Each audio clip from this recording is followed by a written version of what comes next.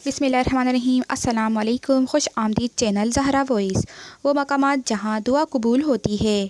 बैतुल्लाह शरीफ और उसका अंदरूनी हिस्सा, मस्जिद नबी सल्लल्लाहु अलैहि वसल्लम, मस्जिद अक्सा, मताफ़ जिस जगह हाजी हज़रात तवाफ़ करते हैं, मिज़ाब रहमत यानी बैतुल्लाह शरीफ के परनाले के नीचे, हतीम जिस अहाते में बैतुल्लाह शरीफ का परनाला है, इस तरफ कद आदम दीवार है, इसी को हतीम कहते हैं।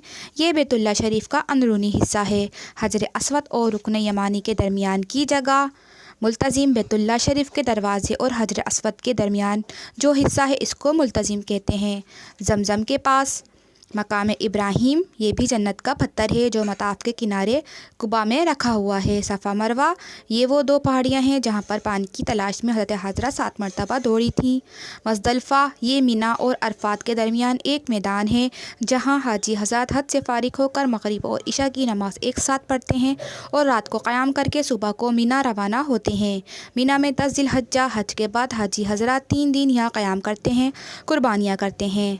जमरात सलासा, ये वो 3 जगह हैं जहाँ हाजी हज़रत कंकरियाँ मारते हैं, ये मिना में हैं। अरफात जिस मैदान में हज होता है, जब बैतुल्लाह शरीफ पर नज़र पड़े। नाज़रीन, मकामात कबूलियत दुआ जो यहाँ बयान करे हैं, ये सब इन हज़रात के लिए हैं जो हज को तशरीफ़ ले जाएं या वहाँ मुक़ीम रहें।